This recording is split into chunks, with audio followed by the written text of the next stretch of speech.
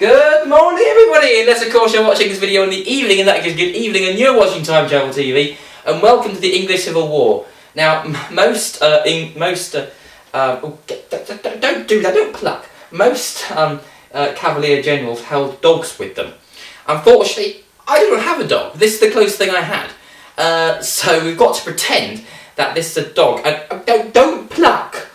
We've got to pretend that this is a dog. It was either this or a goldfish, and that would be silly, wouldn't it? Although the goldfish is called Fairfax, and Fairfax was a Civil War general, isn't that right? Yeah. I'm going to let her go now because she's really starting to pluck my cloak. So everyone say goodbye, goodbye. Oh, don't do that. Ow, ow! She's really nice, really. So, I'm dressed in the fashion of a cavalier. That's why I've got a cape and in breeches and I'm wearing tights. So, and I've got this amazing hat on. Because I've decided I think that the Cavaliers are going to win this. I need to do my cuffs up. And look, just because you're off screen does not give you a chance to meow everywhere. Oh my god. Anyway, I need to do my cuffs up now. There we go. So, shh. So, moving swiftly on, the first battle of the English Civil War was the Battle of Edgehill. It was fought, ironically, at a place called Edgehill. So, basically what happened is that Cromwell got bored and sent his cavalry flying forwards, and the battle ended up being pretty inconclusive. Neither side gained the upper hand. Although both sides claimed victory, neither side actually won, which was a bit sad. But it all means there's still all to play for. So, 1644 comes round and we start the Battle of Marston Moor.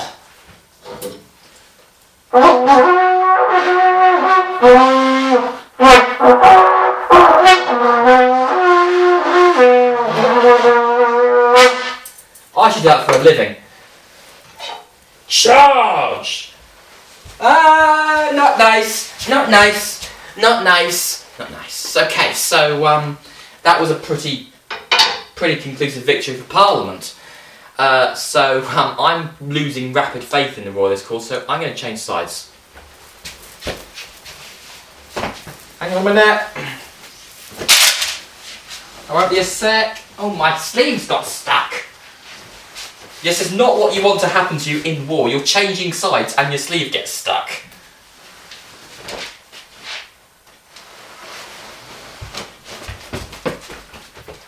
Oh, forgot my trousers.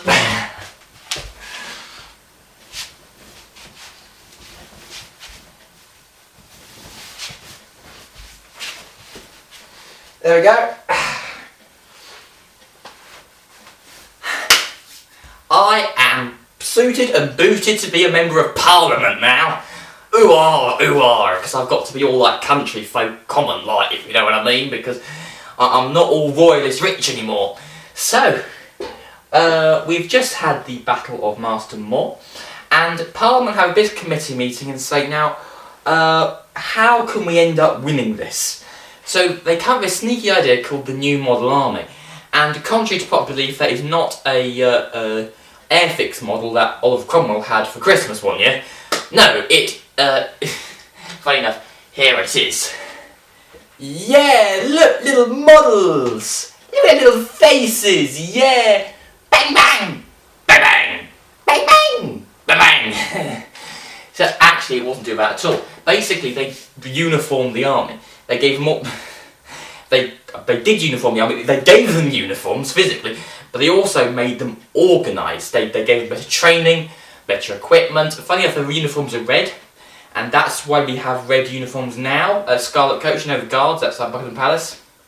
And the reason why it's red is because that was the cheapest dye at the time. Anyway, moving swiftly on, so they made it all uniform and they basically got really good at fighting. And come the Battle of Naseby, they absolutely routed the king. And also Prince Rupert was pretty terrible, but besides that, the New Model Army was amazingly good at fighting. So then, the king did probably the first sensible thing ever in 1646, and he surrendered to the Scots, which was actually the first sensible thing he did. Then there was some boring political stuff that went on for 2 years after the end of the First Civil War.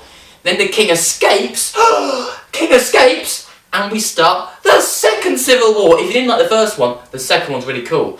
Actually, no, the king started this, so hang on. King's back on my side. So we're back being a royalist again. But then what happened is Fairfax, who is not only my fish, my goldfish, he's also a very influential Civil War general for Parliament, basically goes across the country and routs all of the royalists. Basically, by this time, New Model Army is really good at fighting. They're like lots of mini Terminators going around the country asking for their clothes, their boots and their motorcycles. They didn't actually say that because Terminator wasn't out by that point. But they were really good at fighting. Did get really good at fighting. Most famous one was probably the Siege of Colchester, which is the longest siege in English history, lasting 64 days, or was it 63? I don't know. It's either 64 or 63, I can't remember precisely. But anyway, basically what happens is that King was forced to surrender again. And basically for me, that was really what had his head chopped off. Because he was doing a war, and then he lost, and then he started it again. That, for me, is the clinching point in when he had his head chopped off. And if he didn't do that, he may have been able to become like a puppet king. Or may have been put in exile. But no, because he was so stupid, he ends up becoming, how you say, well, head chopped off. And that's all we have time for today. I hope you enjoyed this video. If you did, please subscribe. I am fed up of people not leaving comments, so I'm asking you, leave a comment. Why do you think Parliament won the Civil War? I know, I'm not going to say, because that's going to influence you.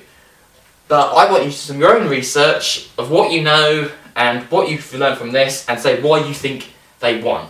Don't all just say, it was a new model army, or it was very good leadership. Actually, you can say that, but don't just say that, say why. So,